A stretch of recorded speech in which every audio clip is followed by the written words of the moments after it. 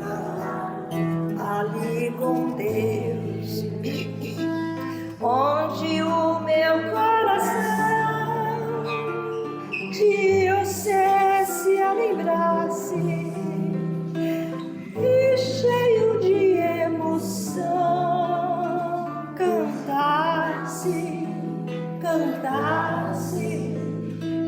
e envolvido na pureza destes sentimentos meus, eu pudesse com certeza me encontrar ali com Deus.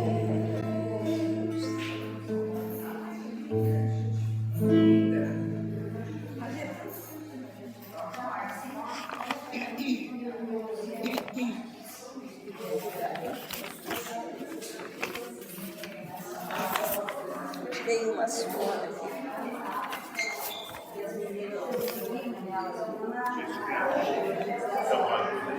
Oi?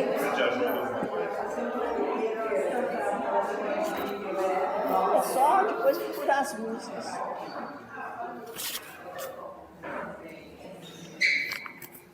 Olha, uma homenagem a André Luiz, uma homenagem ao mentor desse grupo maravilhoso, tá bom?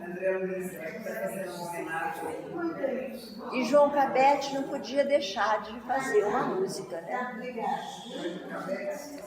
E é uma marcha. Quem está aqui tem que trabalhar, porque a música é ótima. Na jornada de luz imortal, segue à frente estuante de amor, desfraldando a bandeira da Oscar, André Luiz, nosso mentor, ministrando em torrentes de luz o Evangelho à humanidade. É a mensagem do Mestre Jesus, fraternidade, fraternidade.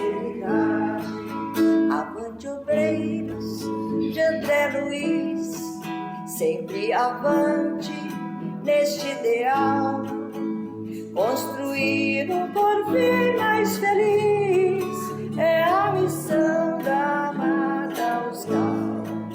Avante, obreiros de André Luiz, sempre avante neste ideal, construir um porvir mais feliz é a missão da amada Oscar. A tarefa do nosso mentor é ação que renova a esperança, alvorada esplendente de amor, irradiando luz e bonança. Avante, grupos da fraternidade, espalhados por nosso Brasil, semeando amor e verdade, e ao mundo inteiro bem duras mil. Avante, obreiros de André Luiz, sempre avante neste ideal, construir um porvir mais feliz é a missão da amada Oscar. Muito bom, muito gostosa.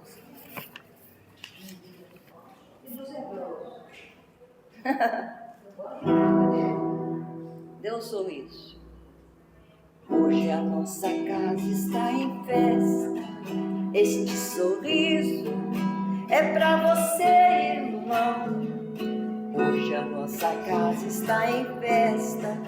Também em festa está o nosso coração. Hoje a nossa casa está em festa, porque vocês estão aqui. Sejam bem-vindos, sejam bem-vindos. Também queremos ver você sorrir. Seja bem-vindo, seja bem-vindo. você sorrir.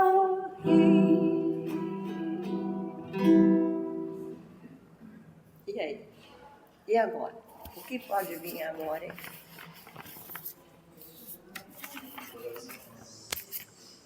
Cantinho de amor.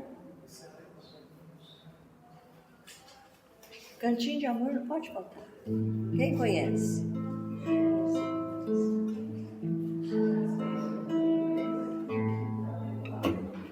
Hoje, quando o sol se foi, deixou o meu coração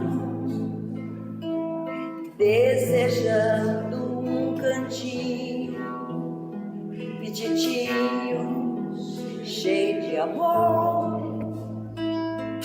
onde o vento maestrano fizesse as gaias cantar,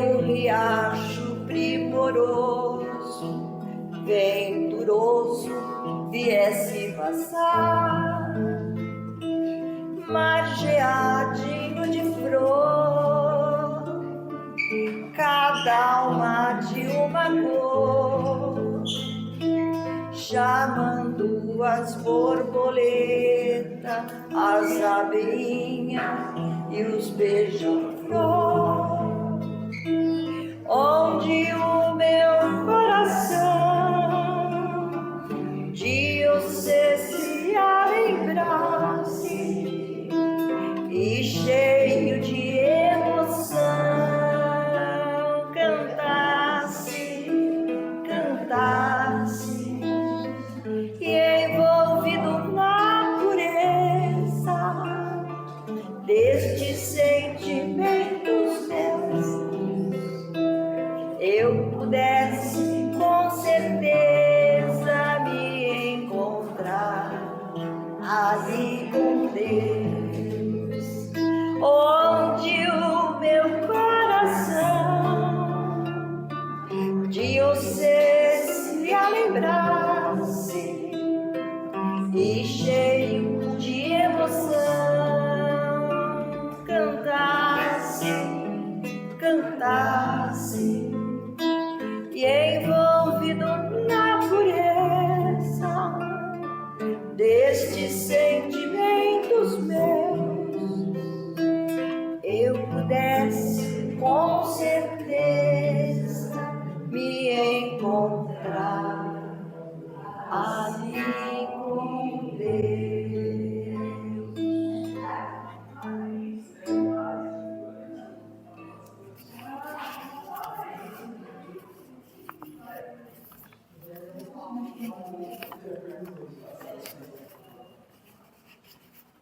Continua?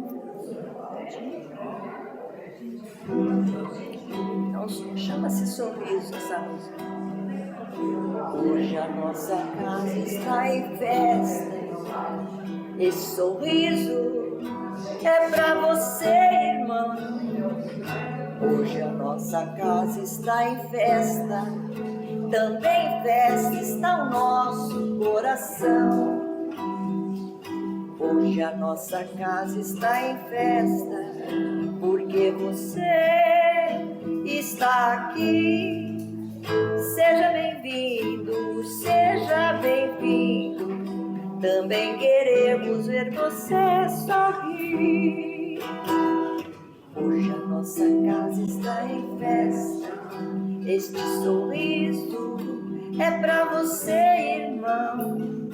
Hoje a nossa casa está em festa, também em festa está o nosso coração. Hoje a nossa casa está em festa, porque vocês estão aqui. Sejam bem-vindos, sejam bem-vindos. Também queremos ver você sorrir. Sejam bem-vindos. Sejam bem-vindos, também queremos ver você sorrir.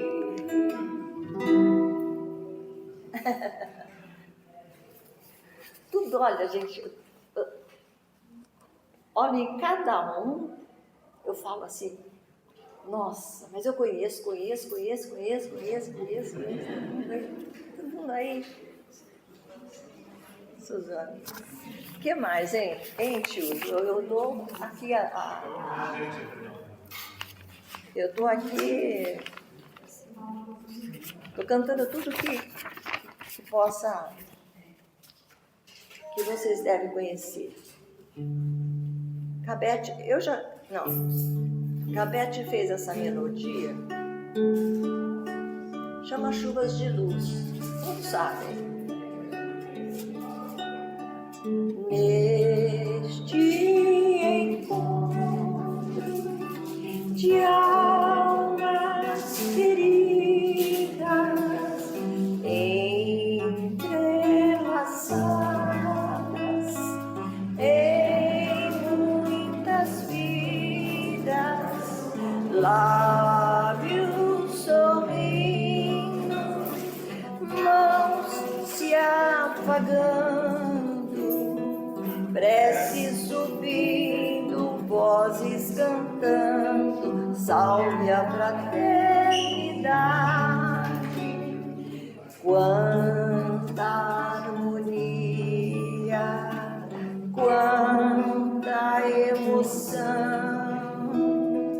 paz e alegria em cada coração. Quanta felicidade, salve a fraternidade. Quanta felicidade, salve a fraternidade. Em nosso lar, clarins tocando, e em cada olhar o amor brilhando, bênçãos do alto, chuvas de luz sobre o planalto, glória a Jesus, salve a fraternidade. Quanta harmonia, quanta emoção, paz e alegria em cada coração. Quanta felicidade, salve a fraternidade. Quanta felicidade, salve a fraternidade.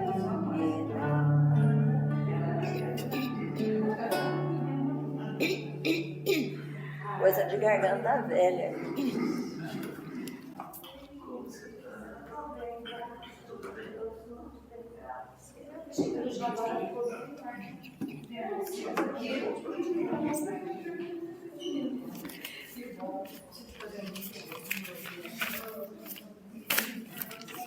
Deixa eu abrir a...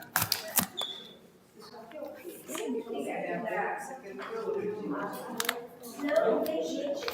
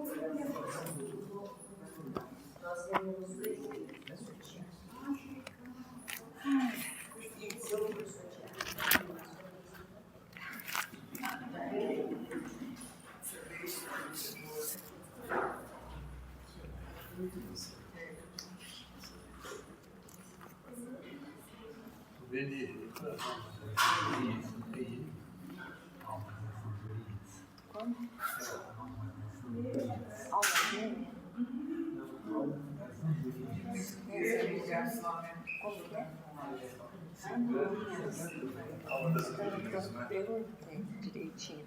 Das andorinhas. As almas das andorinhas. Ah, sim. Vamos ver se é. Deixa eu ver se eu trouxe.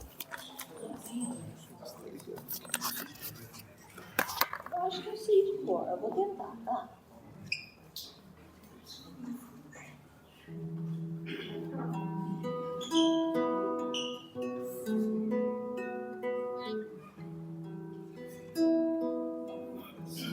Eu não sei dizer para onde vão as almas das andorinhas.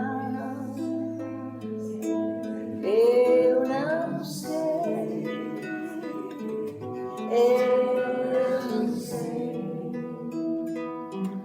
eu não sei dizer para onde vão perfumes de tantas flores.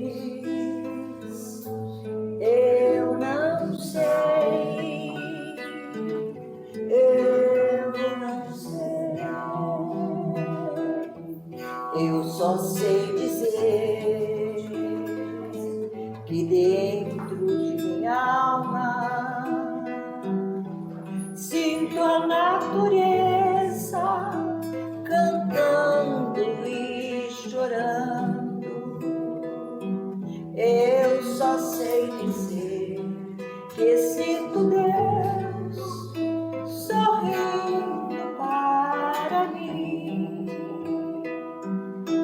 Eu não sei dizer para onde vão perfumes de tantas flores. Eu não sei, eu não sei, eu não sei dizer para onde vão saudades e desencantos. Eu não sei, eu não sei, eu só sei dizer que dentro de minha alma sinto a natureza cantando e chorando. Eu só sei dizer que sinto Deus sorrindo para mim, que sinto Deus sorrindo para mim, sorrindo para mim. Saiu de fora aí, olha que a Leia cantando.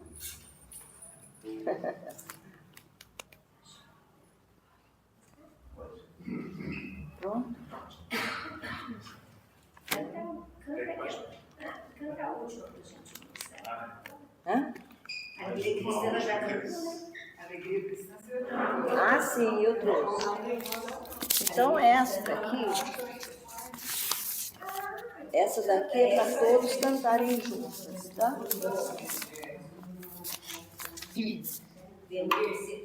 A gente era criança e aprendemos essa música. Ainda bem que eu fiquei velha e não esqueci. É a alegria cristã. Todos sabem? Vocês vão fazer o refrão, tá bom? Somos companheiros, amigos, irmãos, que vivem alegres pensando no bem. A nossa alegria é de bons cristãos, não vende a Jesus, nem fere a ninguém. A nossa alegria é bem do Evangelho, vibra e contagia, da criança ao velho, mesmo mesmo entre perigos, daremos as mãos como bons amigos, como bons cristãos, sempre ombro a ombro, sempre lado a lado, vamos trabalhar com muita alegria pelo Espiritismo mais cristianizado, pela implantação da paz e harmonia. A nossa alegria, cadê o som? É bem do Evangelho, vibra e contagia, da criança ao velho. Tá bom, mesmo entre perigos, daremos as mãos como bons amigos, como bons cristãos. Parabéns.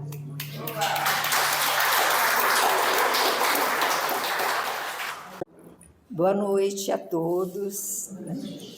Sejam todos bem-vindos. Estamos muito felizes, né?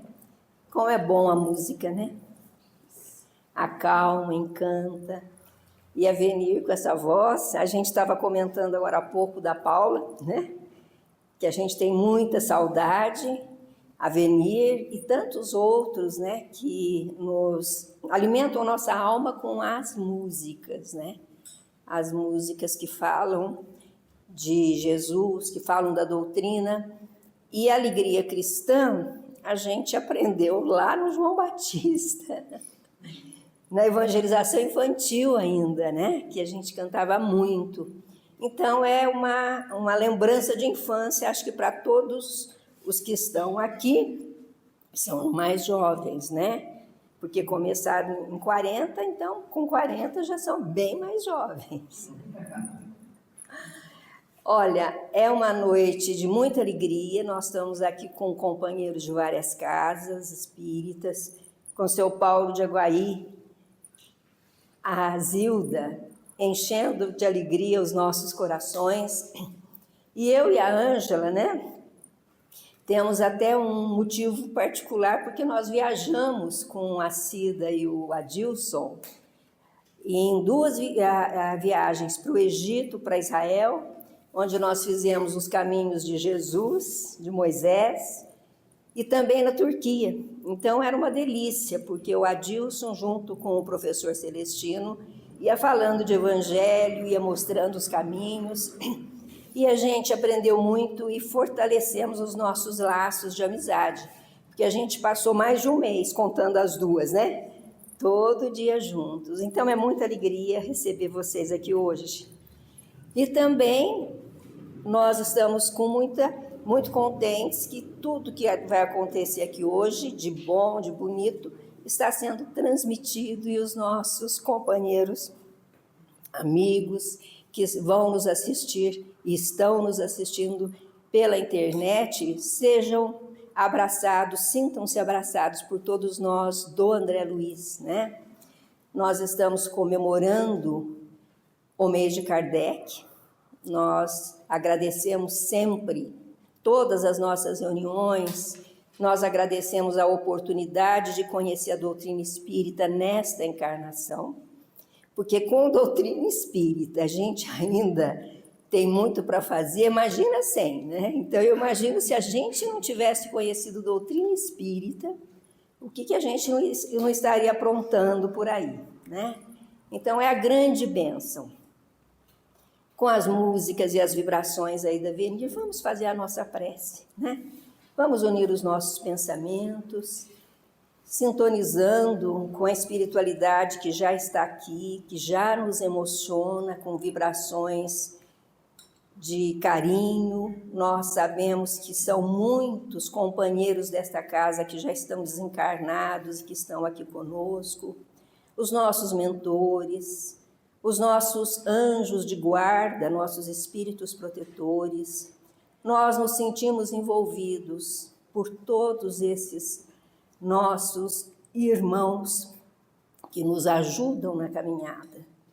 É um momento de agradecimento e também de doação, doando as nossas energias, as nossas vibrações, em favor da paz do mundo.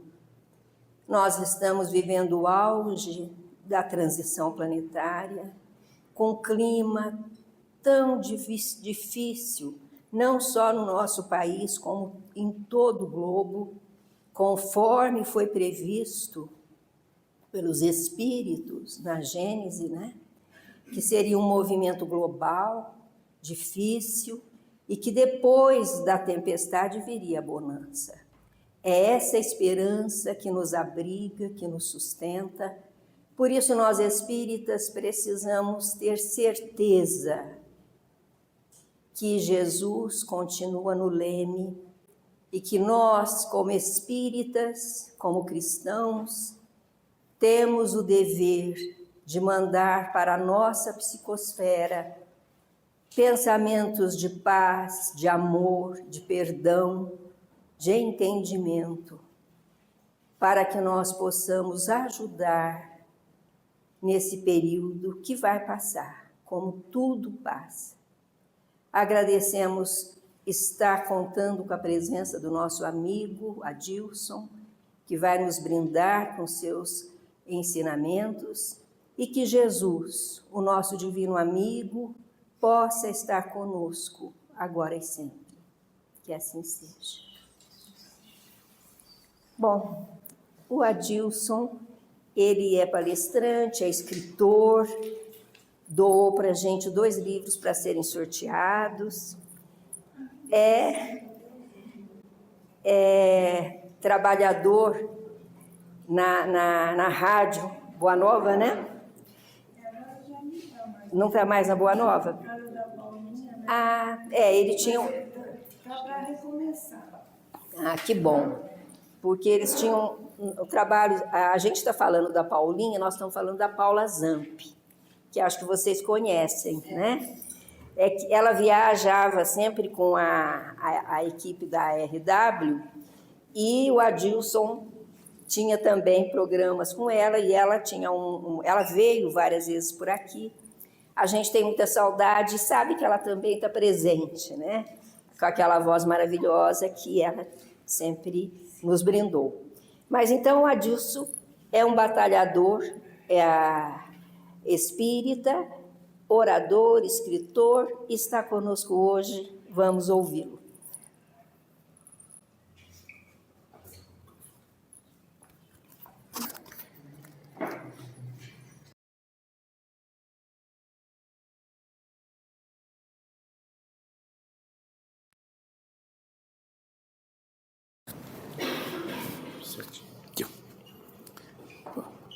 Boa noite a todos.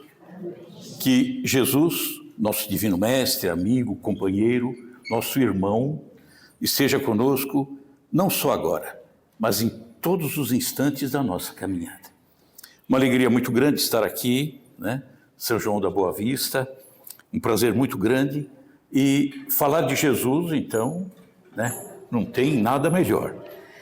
Então, hoje vamos falar um pouquinho antes. Na verdade, vamos ler um tributo a Kardec. Estamos no mês de outubro, né? E Kardec, puxa, né? Nota 1000. Então diz assim: nesse mês em que comemoramos os 220 anos do nascimento de Hippolyte Léon Denis Rivail, o nosso querido Allan Kardec, somos levados a manifestar toda a nossa gratidão a esse homem que ousou destinar o seu tempo para pesquisar o inusitado, o impensado. Até então não se pensava. Que ousou deixar a exatidão dos números, tão bem postos em seus livros de matemática, para a incursão no desconhecido continente do espírito imortal, que ousou contrapor-se ao estado vigente das ideias, dogmas, postulados doutrinários e religiosos, até então reinantes, trazendo novas luzes ao pensamento do homem moderno, que ousou apresentar ao público o resultado de suas pesquisas de caráter científico, filosófico, religioso, em escritos da língua própria, o francês, contrariando as seculares tradições dos catedráticos em somente o fazer em latim, que era a igreja que dominava. Tudo era feito em latim. Ele não, veio na língua dele. Que ousou inovar a apresentação de tratados filosóficos em linguagem menos formal e método de perguntas e respostas, muito mais usadas no campo educacional, trazendo a mensagem para bem perto do povo. Tirou, da cúpula, bem ao povo, que ousou renunciar ao seu reconhecido e respeitado nome no meio acadêmico e cultural da época, para adotar um desconhecido pseudônimo, a fim de não influenciar conclusões dos leitores em face do nome que assinasse os tratados da era da imortalidade, repassando todo o mérito dessas obras aos seus verdadeiros autores, os espíritos. O nome dele era tão reconhecido na França, Colocar o nome dele faria uma miscelânea naquilo tudo. Então ele vem e utiliza o nome dele, de outrora. Que ousou, Kardec, responder definitivamente às grandes indagações filosóficas que perduraram por incontáveis tempos. Quem sou eu? De onde vim? Para onde eu vou? Que ousou dispor de todos os seus recursos pessoais, inclusive a própria saúde, a fim de construir em alicerces inamovíveis uma nova ordem de conhecimento e orientações para a humanidade, estabelecendo um marco divisor das eras, configurando o início da era do espírito imortal. Olha o que Kardec fez, que ousou repetir as máximas de Jesus, embasando nova formulação para a fé verdadeira, a que pode encarar frente a frente a razão em qualquer época da humanidade, que ousou apresentar ao mundo o Consolador, prometido por Jesus, 18 séculos antes dele, e tão esperado. Vamos falar disso no decorrer da colocação. Que ousou facultar-nos ouvir, nos tempos de agora, aquilo que o Mestre Jesus nos falou há 2000 anos. Sou o grande médico das almas e venho trazer-vos o remédio que vos há de curar. Os fracos, os sofredores e os enfermos são os meus filhos prediletos. Venho como outrora, aos transviados filhos de Israel, trazer-vos a verdade e dissipar as trevas. Escutai-me.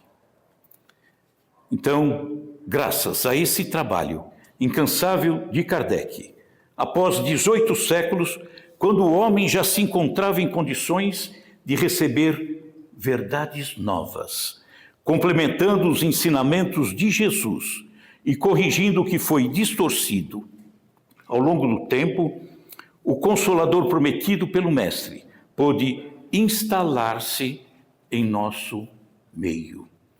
Então, toda a nossa gratidão a Kardec.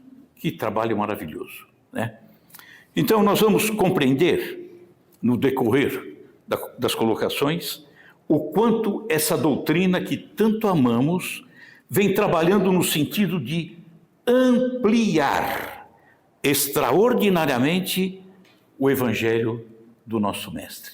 Ampliar o Evangelho de Jesus. Que às vezes a gente não pensa nisso, mas a doutrina está ampliando a todo instante o Evangelho de Jesus. E vamos fazer algumas comparações que certamente a gente nunca tenha parado para pensar. Então, dessa forma, mudando o jeito de compreendermos as coisas. Mudou o foco, mudou o entendimento. Então, podemos dizer que a doutrina espírita é, a exemplo do que Jesus nos disse há 2000 anos, a doutrina espírita é o caminho, a verdade e a vida. Tá? Então, antes de começarmos a falar, vamos fazer uma pergunta, mas eu tenho certeza que aqui em São João da Boa Vista é muito mais fácil a gente encontrar a resposta certa, né? Em São Paulo, aquela correria, aquela coisa toda, é mais complicado. Então, vou fazer uma pergunta, por gentileza, levante a mão. Quem é? Por favor. Aqui.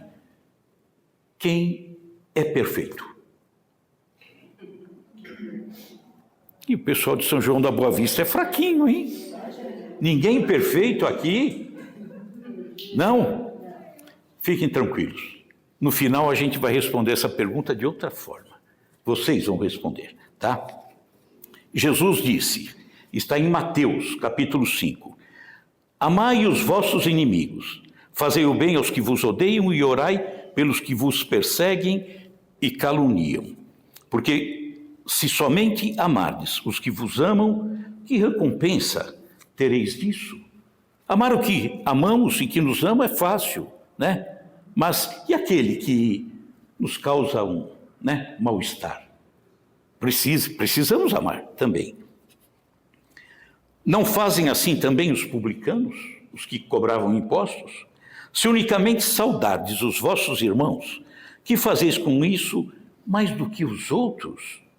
Não fazem o mesmo os pagãos? E aí ele complementa dizendo, sede perfeitos, como perfeito é o vosso Pai Celestial. Aí nós sabemos que Deus é a perfeição absoluta, total, né? Não há o que discutir. E Jesus, quando falava isso, dava a impressão de que nós poderíamos vir a ser perfeitos como o Pai é perfeito. Obviamente, Jesus se utilizou de uma figura para nos chamar a atenção quanto à busca da perfeição. Deus é perfeito. Seja perfeito como Deus, ou se esforce para ser perfeito, né? E aqui em São João da Boa Vista, o pessoal não se esforçou muito, porque não tem ninguém perfeito aqui, né? Depois a gente vai ver que todo mundo é, sem sombra de dúvida. E nós sabemos que a essência dessa perfeição que ele nos convida a buscar, a essência está na caridade. A caridade que combate o egoísmo.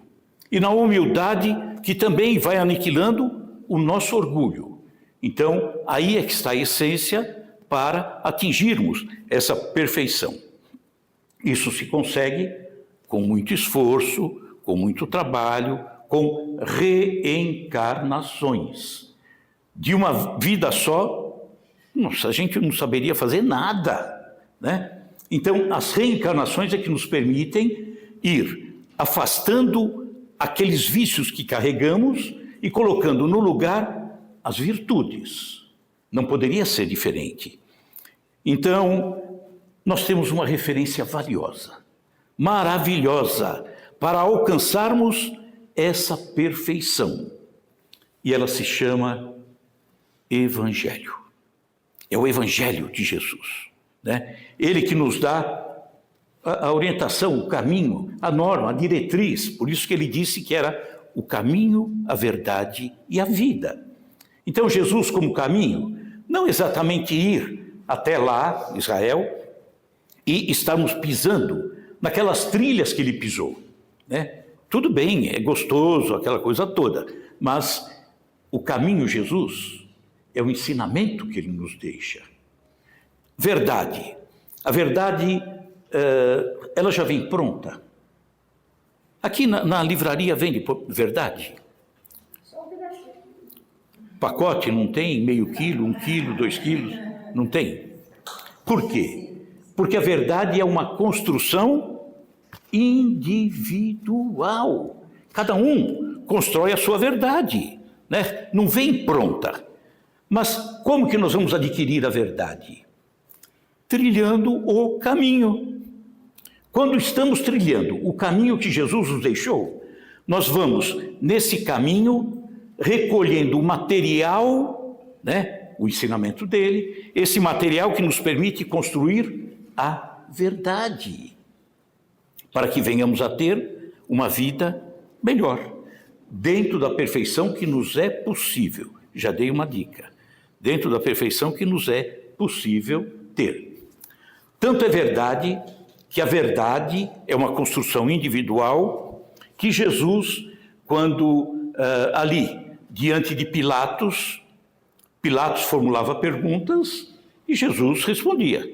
Jesus não se calou, respondia da forma que podia ali. Só teve uma pergunta que ele se calou. Ali ele não falou nada. Quando Judas lhe pergunta o que é a verdade. E Jesus não respondeu por quê? Porque não tinha como responder. Porque a verdade de Jesus era a verdade dele. E a verdade de Pilatos era a verdade dele, Pilatos. Então não havia como Jesus, naquele momento, colocar a sua verdade dentro do coração de Pilatos. Dissesse naquele momento Jesus: você quer saber o que é verdade? Eu vou te dizer. Na casa do meu pai há muitas moradas. Pilatos falaria o quê? Que bobagem, Jesus. Conta outra. Para ser perfeito é preciso renascer de novo. Outra bobagem, Jesus. Por quê? Porque aquela não era a verdade de Pilatos. Era a verdade de Jesus, né? Então cada um constrói a sua verdade. A nossa verdade é muito parecida. Muito parecida por quê? Porque nós trilhamos o mesmo caminho, o caminho de Jesus, dentro do enfoque que a doutrina nos trouxe, nos permitiu e que escancarou tantas coisas que nós não sabíamos em outras encarnações. Construímos, então, uma verdade cada vez mais robusta, mas estamos falando da necessidade de ampliar esse caminho, deixar esse caminho muito mais largo, né? Trazendo muito mais informações, muito mais orientações, para que, trilhando esse caminho cada vez maior, cada vez mais completo, a nossa verdade fique cada vez mais fortalecida. É aquela verdade construída sobre a pedra, não sobre a areia, para que tenhamos, então, uma vida interior cada vez melhor, né? Cada vez mais completa. E aí, falamos que a grande referência é o Evangelho. Será que foi fácil para Jesus deixar essa mensagem, os Evangelhos? Eu vou usar o termo parcial. Essa verdade, essa orientação parcial. Parcial, porque não pôde deixar tudo. Mas há 2000 anos, será que foi fácil? Alguém arrisca um palpite? Não foi nada fácil. Nada fácil. Foi uma luta para Jesus. Para entendermos isso tudo e entendermos também a beleza da doutrina espírita, nos trazendo orientações, informações que vão ampliando esse Evangelho, a boa nova de Jesus, vamos voltar a 2000 anos, fazendo um exercício. E irmos lá para vermos o contexto histórico no momento em que Jesus nos deixou a sua mensagem. Faz de conta que nós somos um judeu há 2000 anos atrás, lá, ouvindo Jesus falar. Judeu era um povo extremamente orgulhoso, muito orgulhoso, e também muito maltratado em razão dos vários exílios pelos quais eles passaram, né? As diásporas. Então eram arrancados do seio do povo, do seu território, levado para fora, trazido de volta, já não eram entendidos muitas vezes como um judeu. Está aí a questão do samaritano. O samaritano foi levado para fora, trazido de volta depois. Ele traz aquilo que ele também absorveu fora dali. E de repente ele volta com alguns vícios, né? A sua forma de entender a religião já não era exatamente igual do judeu. O judeu extremamente orgulhoso, exigente, ele já não via no samaritano um judeu de terceira classe, quarta classe, quinta classe, e daí para diante. Vamos lembrar da dor do povo samaritano quando Jesus está no poço de Jacó. E uma mulher samaritana está ali, e Jesus passando ali, ele pede água àquela mulher. E aquela mulher estranhou. Um judeu falando comigo? Eu sou uma samaritana, né? Eu sou lá embaixo. E no final da conversa, a agonia daquela mulher, né? Ela dizia, mas Jesus, vocês adoram o Pai, Deus, em Jerusalém, no templo, e nós aqui somos obrigados a adorar no Monte Gerizim, aqui na Samaria. Olha a agonia dela, ela não conseguia adorar como os judeus adoravam. E Jesus responde assim, calma, chegará um momento em que o Pai será adorado em espírito e verdade. Pronto, é aqui dentro, né? Não precisa do templo, não precisa exatamente se deslocar para um monte. Então, Jesus falava isso, mas o judeu tinha muita dificuldade de entender aquilo que ele falava, né? Vamos nos colocar 2000 anos atrás. Há 2000 anos, quem dominava aquela região dos judeus eram os romanos. E os romanos exigiam daquele povo judeu tributos, o sangue, né? E, além do que, o próprio orgulho do judeu estava lá embaixo, por conta da opressão romana. E por esse motivo, os judeus esperavam aquele Messias que vinha sendo cantado há séculos e séculos antes pelos profetas. O judeu, diante de tanto sofrimento, de tanto padecimento, ele estava aguardando a chegada de um Messias guerreiro. Aquele que vinha para combater aquele opressor, o romano. E Jesus nunca foi guerreiro, pelo contrário, ele era a paz. E nesse contexto, né, de sofrimento para o judeu, opressão, aquilo tudo, Jesus deixa o sermão da montanha, sermão do monte, sermão das bem-aventuranças, 3 nomes. Gandhi, Mahatma Gandhi, que não era cristão, disse que se todos os escritos sagrados tivessem se perdido, mas mantido apenas o sermão das bem-aventuranças, a mensagem estava dada. Porque é tão rico, né? Então, o Sermão do Monte, na verdade, é o sermão no qual Jesus expõe as bases da sua doutrina moral. Expõe as qualidades, virtudes necessárias para se conquistar o reino dos céus. E aqui eu vou mais uma perguntinha. O que é reino dos céus? Quem arrisca um palpite? No passado imaginávamos que o céu era algo demarcado, cerca elétrica, portaria, pedrão na portaria, exigindo o crachá para a gente poder entrar. A gente entrava lá depois de uma existência e ficava lá nesse céu, sentado e um anjinho atrás de nós. Aí vou fazer outra pergunta. Alguém aqui tem em casa um CD de música de berimbau? Ninguém?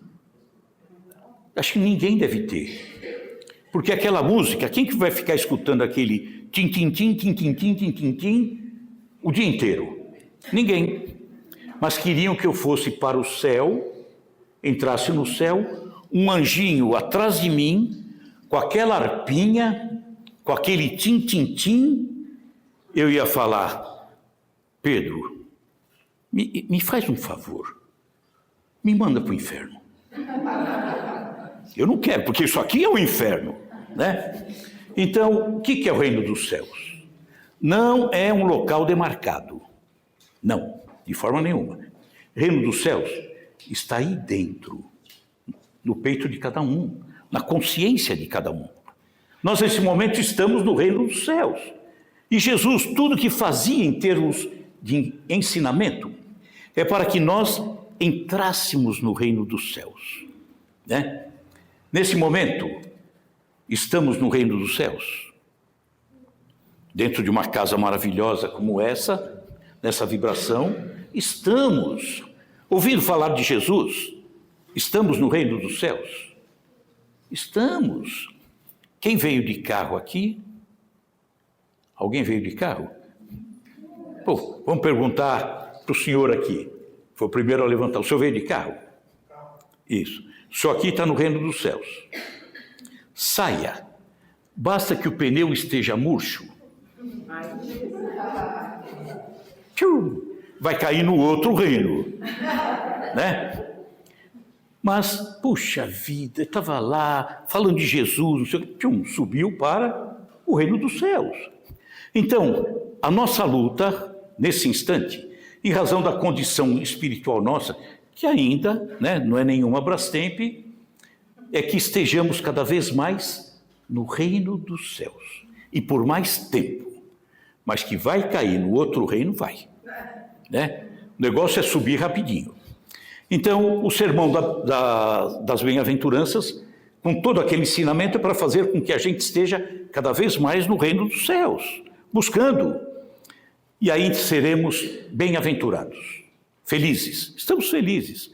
Quando caímos e subimos rápido, também estamos felizes. No passado eu demorava tanto, agora já não. Então, esse sermão é o fundamento da moral cristã. Só que há 2000 anos, nós estamos lá, né? Nós estamos num monte chamado Kurum Hakim, na Galileia. E Jesus vai começar a fazer o sermão do monte. Nós somos judeus, oprimidos, né? Pressionados. O sangue, a gente está pagando tudo. Será que era exatamente isso que o judeu queria ouvir há 2000 anos, né? Como que ele entenderia isso?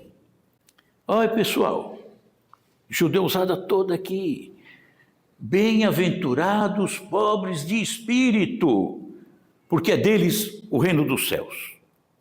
E os judeus ouvindo, bem-aventurados os humildes. Ah, mas a minha humildade só fez com que o romano entrasse aqui e pisasse em nós. Quanto mais humilde sou, mais sou pisado. Bem-aventurados mansos, porque possuirão a terra. Eu não sou manso, não. Quero pegar esse romano a tapa. Não é o que ele pensaria há 2000 anos? Bem-aventurados que choram. Ah, Jesus está de brincadeira. Como feliz? Porque é bem-aventurado, é feliz. Bem-aventurados que choram. Eu chorando e o romano rindo o tempo todo. Os que têm fome, sede de justiça. Ah, mas eu tenho. O romano, pelo jeito, não, porque ele está saciado, né? Tá. Bem-aventurados misericordiosos. É para perdoar o romano? Ah, Jesus, esquece. Não dá. Então, esse termo, bem-aventurados pacíficos. Eu pacífico? Como? De que jeito? Então, Jesus, falando bem-aventurados há 2000 anos, feliz, tem algum problema. Ou ele não falou bem-aventurado feliz, né?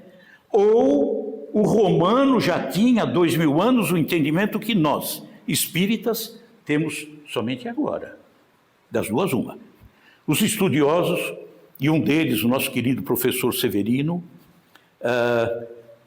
olhando lá, verificando as traduções, entendem que não é bem-aventurados, né? Felizes. Jesus seria morto ali, naquele instante. O termo correto, segundo os estudiosos, seria avante, coragem, vamos em frente. Seria um sermão de encorajamento para que aquele povo pudesse passar por aquela privação, por aquela dificuldade, observando algo no futuro, porque a recompensa de Jesus era no futuro. Entretanto, eles não entenderam, né? De forma nenhuma. não conseguiram descobrir o reino dos céus naquele momento. Por quê? Porque a revolta era muito maior do que a vontade de se modificar. Jesus havia dito: sede perfeitos. Então, vamos tentar ser perfeitos, né? Vamos seguir em frente. Só que tudo estava muito difícil, né? Naquela época, como para muitos ainda está difícil, por exemplo, o sermão das bem-aventuranças, muitos até que se dizem cristãos não conseguem entender bem esse sermão nos dias de hoje. Conseguir explicar por que é bom sofrer é muito difícil, né? Por quê? Porque eu sofro, a senhora não sofre, pois se Deus é injusto, né? Seu Paulo, só está cheio de dinheiro em casa. Estou sabendo que o senhor tem. Tu, Celi, não tem nada. Deus não é justo. Deus não é justo, né? Então, para aquele povo, era muito difícil para o judeu entender naquela época. Muito difícil. Como foi difícil para Jesus também dizer tudo o que precisava dizer. Por isso que ele vem posteriormente, e aí nós temos o Consolador, ele vem para complementar. Também foi difícil para a humanidade, desde a época de Jesus, caminhando, manter a mensagem dele pura por séculos. Logo de início, a partir do 4º século, a mensagem de Jesus que ficou nos evangelhos, que foram escritos pelos evangelistas, ela passou a ter modificações consideráveis, quando ela é levada para dentro de Roma. Levando para dentro de Roma, Roma que era pagã, acaba levando para dentro de si, mais exatamente a partir do ano 313, leva a mensagem de Jesus, não por amor a Jesus, é por temor aos cristãos. Porque os cristãos estavam crescendo em número e o Império Romano estava em decadência. E eles entendendo o quê? O romano, que o crescimento dos cristãos colocaria em risco o próprio império, eles trazem para dentro de si, no ano 313, a doutrina do Cristo. Não foi por amor, foi por temor, que passa a conviver com o paganismo. Olha só como não entendiam os evangelhos, tá? No ano 313, Constantino traz para dentro de Roma o cristianismo, os evangelhos. 313. Foi a partir daí que os romanos tiveram contato com Jesus, ali. 12 anos depois. O que é 12 anos lá nos anos 300? Nada.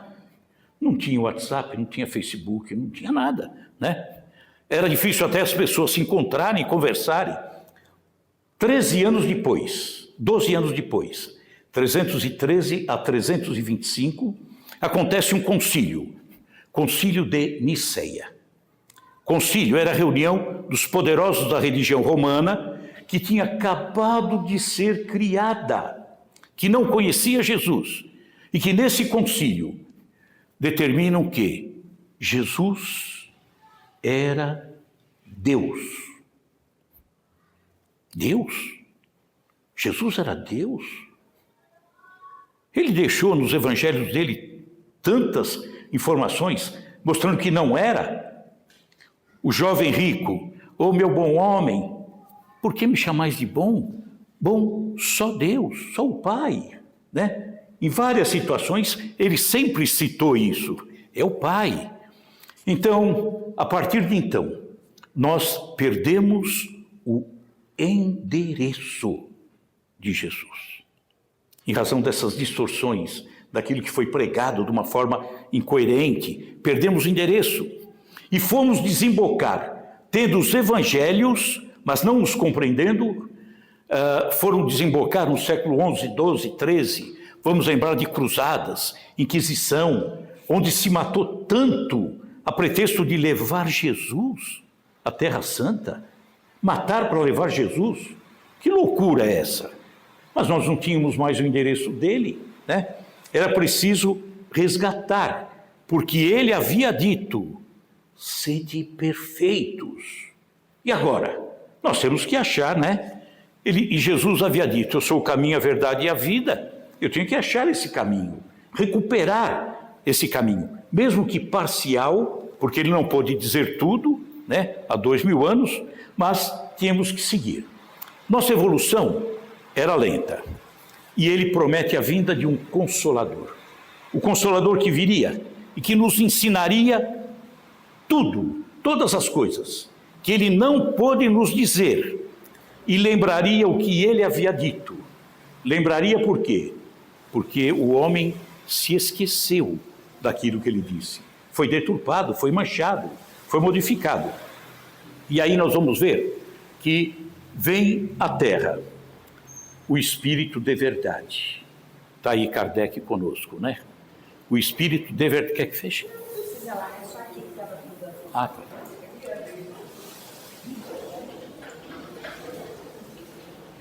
A gente estava reclamando tanto da chuva, né? Agora vamos fechar a janela.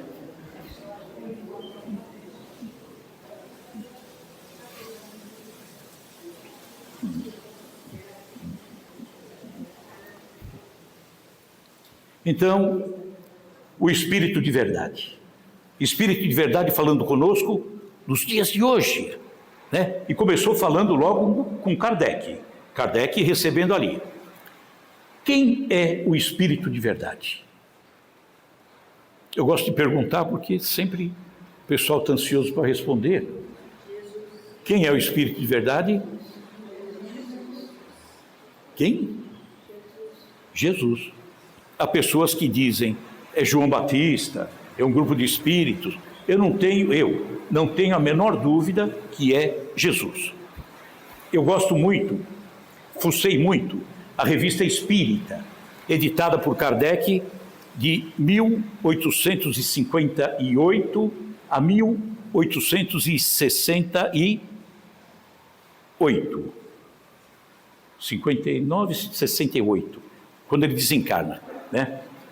E ali naquela revista, que era editada por Kardec, era material recolhido por Kardec, material que era recolhido da Sociedade Parisiense de Estudos Espíritas, ele colocava nessa revista de edição mensal, como se fosse hoje um campo de debate. Era a Revista Espírita, né? E procurando, tem lá ali na revista vários espíritos, e espíritos de uma grandeza considerável, que muitas vezes falavam o Espírito de verdade. O Senhor Nosso, por exemplo. Samuel Hahnemann, pai da homeopatia. O Espírito Samuel Hahnemann, ele vem e diz que o Espírito de verdade que governa este planeta. Quem governa esse planeta? Jesus. Então, para mim, não tenho dúvida nenhuma. Então, ele vem para nos trazer um novo ensinamento, que é o ampliar o caminho, verdade e vida, né? Que precisamos, porque senão nós ficaremos naquele de 2000 anos atrás, que é muito, mas é pouco ao mesmo tempo, né? Então, nós vamos falar aqui algumas coisas que talvez muitos não tenham pensado. Nós estamos caminhando aqui, do Celi falou que pode ser até meia-noite, eu não sei se é verdade, mas não vamos chegar até meia-noite não. O Consolador vinha então para corrigir distorções e complementar o que ele não pôde nos dizer, né? Então, vamos voltar de novo para 2000 anos atrás. Jesus, quando trabalhou aqui, fisicamente, o trabalho dele foi intenso. Procurando os evangelhos, Mateus, Marcos, Lucas e João, eu não encontrei nenhuma citação em nenhum deles, do tipo assim, esse mês não tem nada para escrever porque Jesus saiu de férias.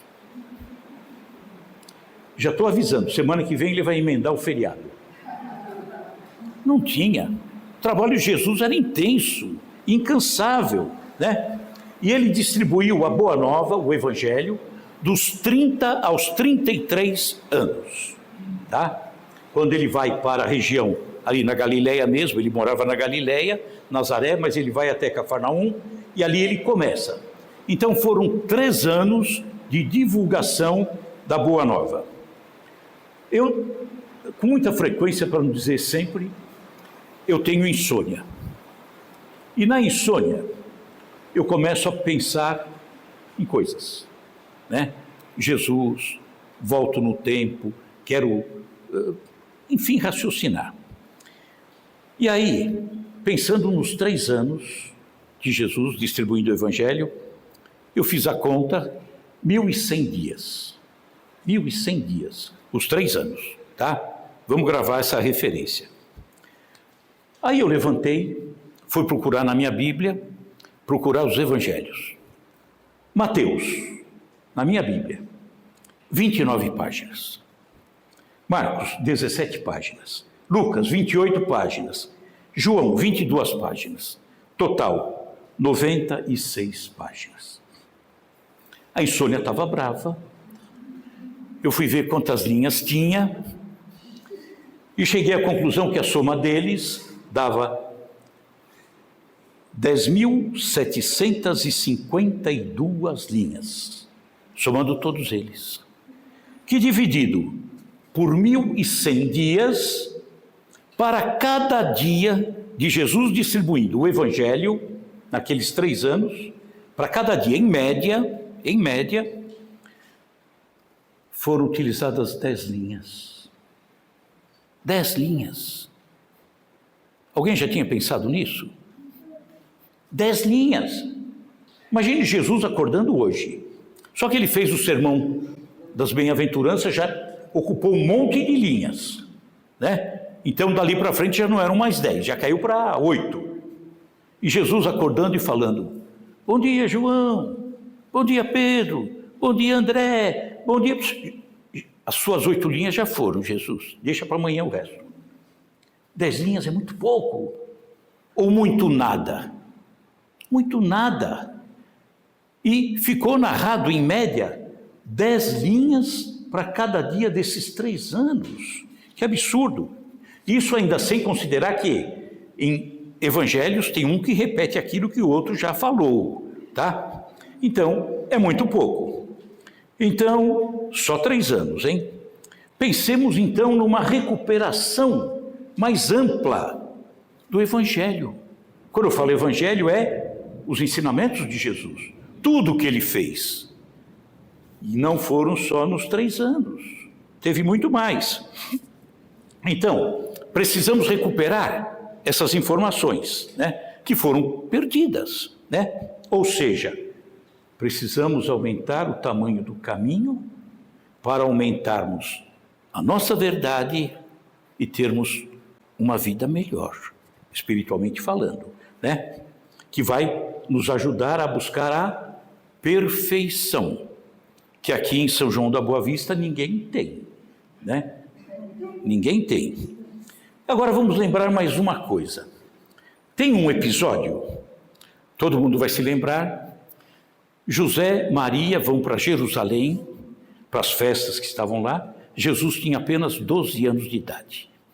E lá em Jerusalém, quando José e Maria retornam, Jesus não estava com eles, porque eles vinham em caravana.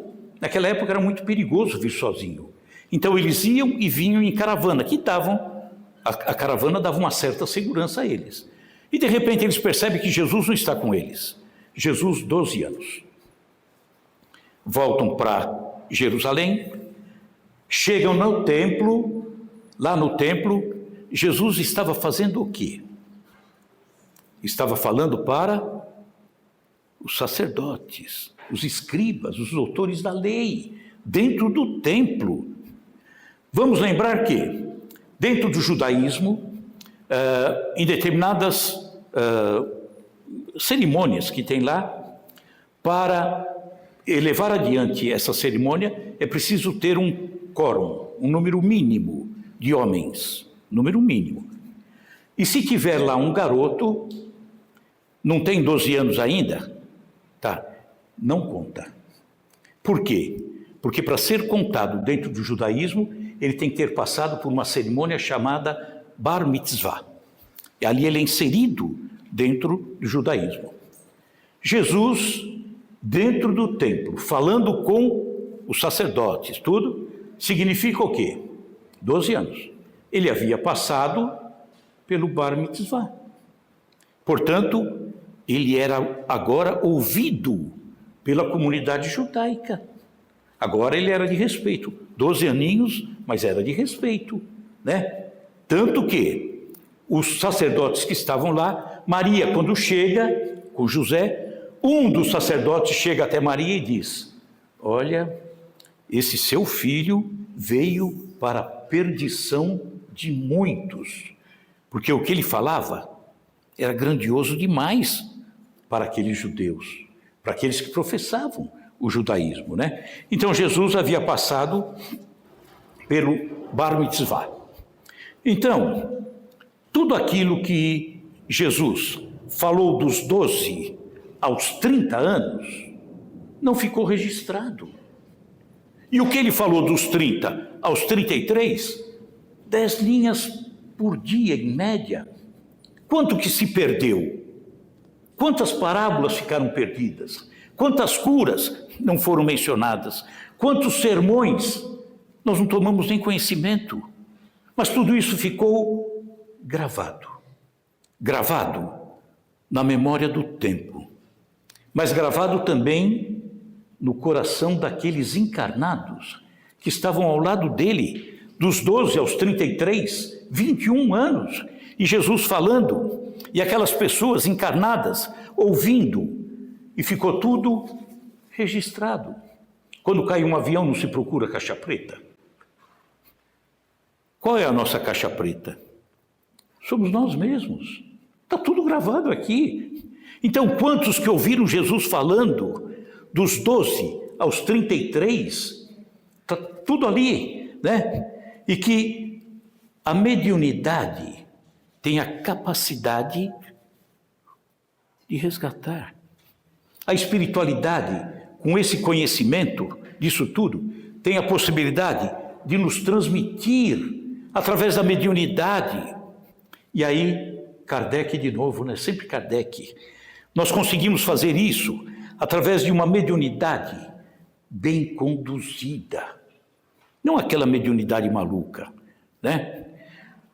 Bem compreendida, aplicada com critérios, com cuidados, né? E aí nós temos, por exemplo, alguns exemplos marcantes de uma mediunidade irretocável, maravilhosa, que a espiritualidade se utilizou para trazer todos esses ensinamentos de Jesus.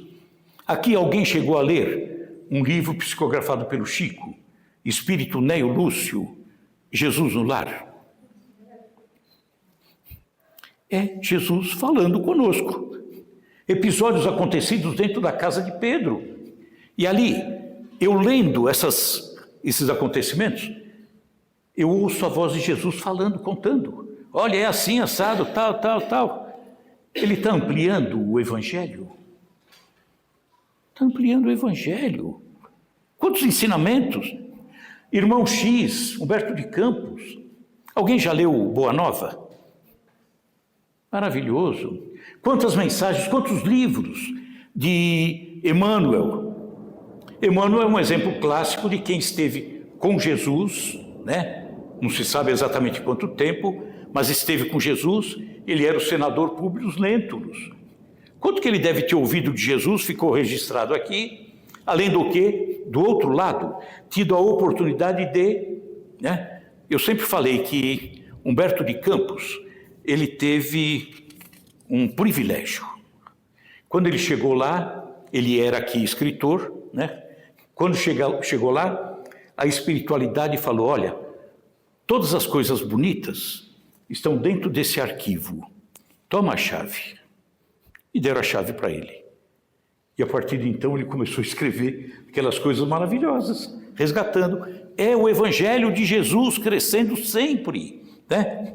Nós vemos o Evangelho de Jesus crescendo em palestras, em livros, em filmes, em bate-papo entre amigos, né? E Jesus deixou toda essa pista para nós. É pelo fruto que se conhece a árvore. O fruto é bom, a árvore é boa. Então a doutrina é maravilhosa. Por quê? Porque os frutos que ela nos traz são fantásticos, né? Tem gente que ainda hoje, óbvio, por desconhecimento, aqui acho que alguém já deve ter ouvido pelo menos uma vez. A doutrina dos espíritos é coisa do demônio. Alguém já deve ter ouvido aqui, né? A resposta é, então, das duas, uma. Ou o demônio ficou louco, ou ele se converteu. Ele pode escolher o que ele quer, né? Por quê? Porque ele está trabalhando direitinho agora, né? Até que melhorou. Então, nós vamos ver, estamos caminhando para o encerramento, tá? Não é até meia-noite, não. Um exemplo maravilhoso da mediunidade aumentando o Evangelho de Jesus. Nós vamos encontrar no próprio Evangelho segundo o Espiritismo. No prefácio, tem uma nota, Kardec escreveu assim: a instrução transmitida por via mediúnica resume a um tempo o verdadeiro caráter do Espiritismo e a finalidade desta obra. Por isso foi colocado aqui como prefácio, tá? Autor do prefácio, Espírito de Verdade. Ou, no meu entendimento, e já vi que tem mais gente aí, Jesus. Eu não questiono, não, né? Para mim é Jesus. Olha o que ele escreveu. Vamos raciocinar isso com a cabeça de espírita, né? Com tantas informações que vêm da espiritualidade através da mediunidade. Então diz assim, o Espírito de Verdade: os Espíritos do Senhor, que são as virtudes do céu, qual imenso exército. O número de espíritos, né? Porque o Espírito de Verdade, Jesus, coordena a doutrina, mas tem tantos espíritos auxiliando, né? Queira Deus, sejamos nós, ao desencarnarmos, tem uma vaguinha para a gente também, né?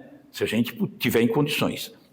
Então, são as virtudes do céu, qual imenso exército que se movimenta ao receber as ordens do seu comando.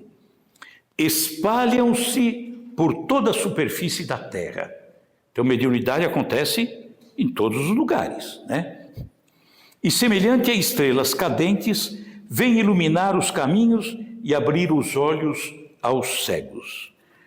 Eu vos digo em verdade que são chegados os tempos em que todas as coisas hão de ser restabelecidas no seu verdadeiro sentido. Restabelecida por quê? Porque foi deturpada. Tem que ser restabelecida. Olha o trabalho da doutrina, né? Para dissipar as trevas, confundir os orgulhosos e glorificar os justos. Continua o Espírito de Verdade.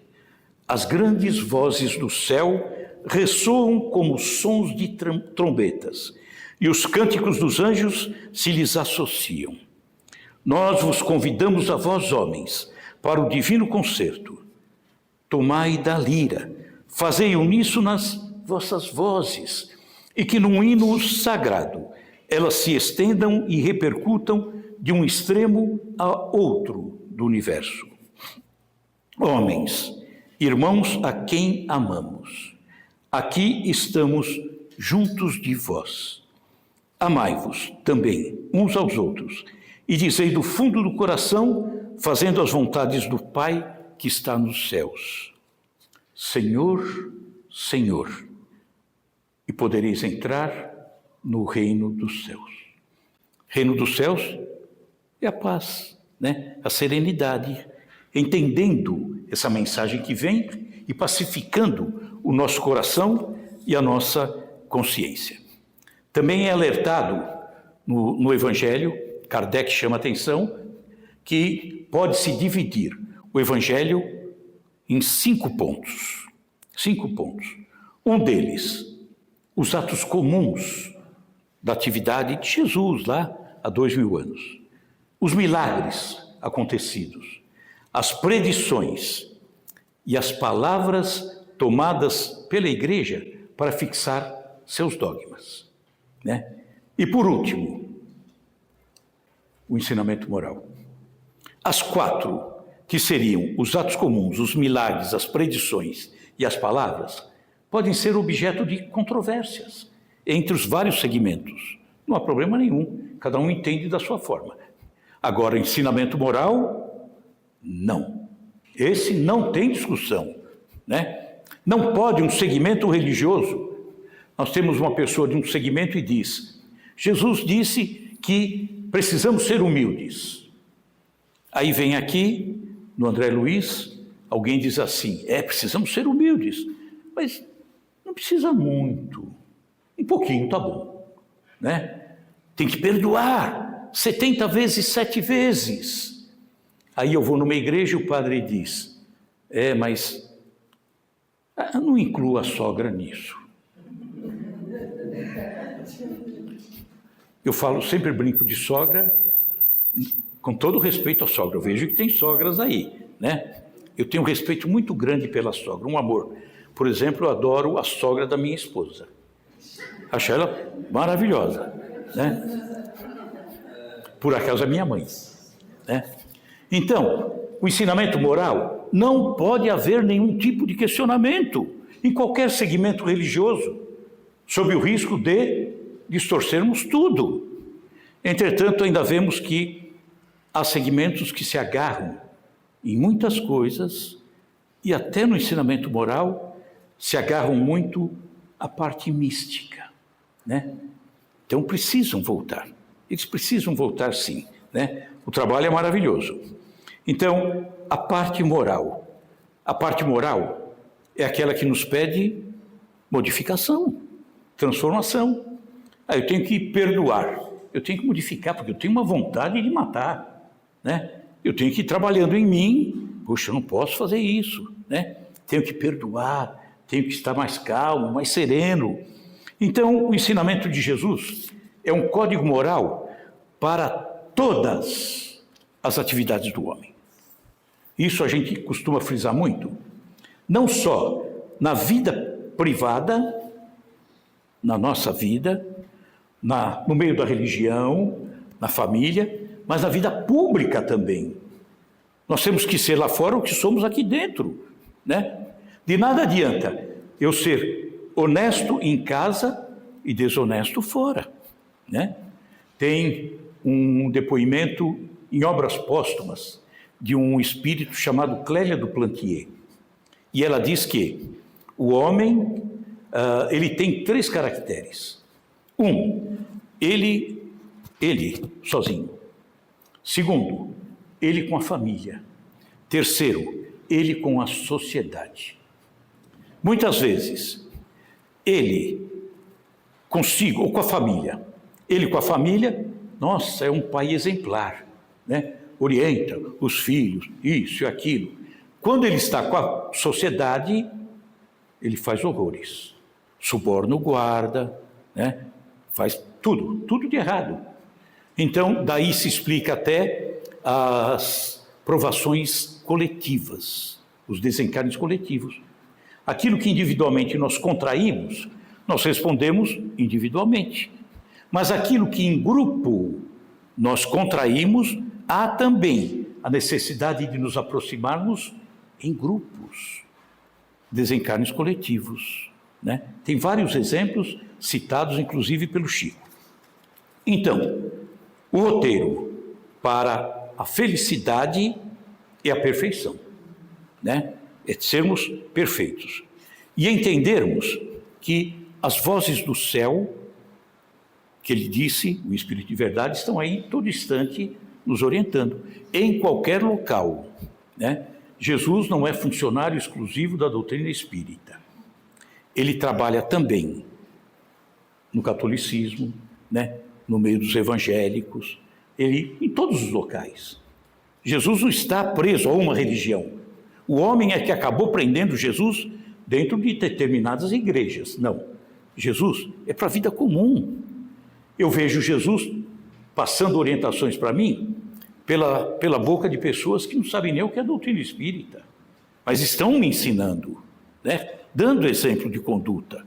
E é ele conversando conosco. Então, precisamos estudar esse evangelho ampliado. Evangelho ampliado é aquilo que a doutrina nos traz, né, em termos de ensinamento, é aquilo que eu posso colher em outras religiões, passar pelo filtro e falar, puxa vida, é bom, vale a pena.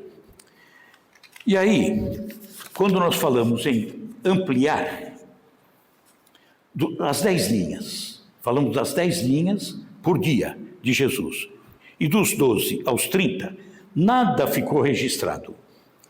Será que é verdade isso? Anota na cabeça mesmo, Evangelho de João, capítulo 21. João 21. Depois procure em casa, quem tem a Bíblia. Olha que João, que acompanhou Jesus nos 3 anos, dos 30 aos 33, disse: Jesus realizou ainda muitas outras maravilhas. Se todas elas fossem escritas, uma por uma, acredito eu que nem mesmo o mundo inteiro seria capaz de conter os livros que se escreveriam. Pela tradução pode ter alguma outra coisinha, né? Mas o sentido é esse, tá? João capítulo 21. Então, é através dessas informações que vêm, atuais, 100 anos atrás, 200 anos atrás, todas elas é que complementam o Evangelho de Jesus. E aí eu tinha feito uma pergunta, que aqui fiquei preocupado. Estava pensando em mudar para São João da Boa Vista. Não vou mudar não, né? Quem é perfeito aqui? Hoje, sexta-feira, a gente podia estar no boteco, bebendo uma cervejinha. Poderíamos estar em casa, assistindo a novela. Poderíamos estar jogando bola. Poderíamos estar... Logo cedo, ou ontem mesmo, deve ter passado pela cabeça de vocês. Amanhã é dia de reunião lá no André Luiz. Pode chover, graças a Deus choveu. Pode chover, pode não chover, pode ter jogo, pode ter... Não importa, eu vou lá. E veio. Fixaram isso de vir hoje. Nós, a humanidade, quando Jesus diz, sede perfeitos, como o Pai é perfeito de forma absoluta. Nós somos perfeitos relativamente. Me relaciono com outras pessoas que têm um grau maior do que nós. Jesus, né? Então, a perfeição que eu busco está nele, né?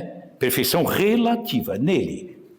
Mas eu busco essa perfeição em mim mesmo. Vocês também em vocês. Como que eu fui ontem? Como que eu era ontem? Como que eu fui hoje? Amanhã vou lá no André Luiz. Vou deixar de lado o joguinho, vou deixar de lado o boteco, vou deixar de lado o capítulo, isso e aquilo, tal. Quando chegar em casa, olha no espelho, né, e diga para si mesmo, hoje o dia foi perfeito. Mas eu tenho um problema, uma desavença com a Dulceli. E quando chegar lá em São João, eu vou pedir perdão para ela. Nossa, não devia ter feito isso. Mesma coisa com a Ângela, tal. Vim aqui pedir perdão, não sei o que e tal. Quando chegar em casa, eu vou falar o que para mim? Hoje eu fui perfeito. É que a gente quer aquela perfeição de um Chico Xavier. A gente está longe. Está muito longe. Mas a gente pode se comparar conosco mesmo no dia de ontem. E já é maravilhoso saber que de ontem para hoje melhoramos, fomos perfeitos no dia de hoje. Então Jesus, quando diz sede perfeitos, ele está se reportando a uma perfeição relativa. Mas eu estou levando também em conta o que eu era e o que eu sou hoje. Agora eu quero saber o que é que eu vou ser amanhã. E vou buscar fazer o melhor amanhã, para que amanhã eu diga, puxa, novamente fui perfeito. Né? É pequenininho, é pouco. É muito pouco, Mas para quem quer crescer, é muito. E é assim que a gente precisaria ver, tá? Então vamos pensar nesse Evangelho de Jesus, né? Nessa ampliação, fazer um crivo em tudo que lemos, os livros que lemos, os filmes que assistimos, não são às vezes filmes religiosos, mas Jesus está ali no diretor do filme. Olha, escreve isso aí. E daqui a pouco ele escreve, a gente assiste um filme que a pessoa não tem nada a ver, e daqui a pouco a mensagem tem tudo a ver. Combinado? Então, gratidão a todos vocês e sejamos perfeitos, né? Obrigado.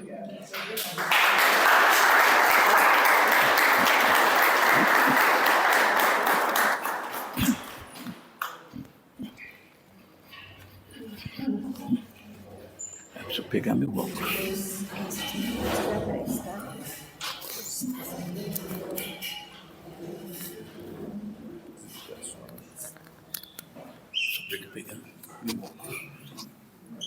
Eu vou...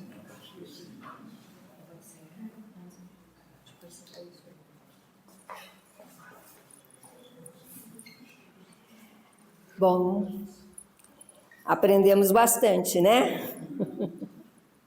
Muito gostoso ouvir o Adilson falar de Jesus. Mais gostoso, ou tanto quanto, é ler os livros dele, viu? Porque eu já li e ele conta como se a gente estivesse visitando a casa de Pedro, andando com Jesus. Apresenta Jesus muito mais próximo de nós. Esses serão sorteados, mas nós temos aí também para vender.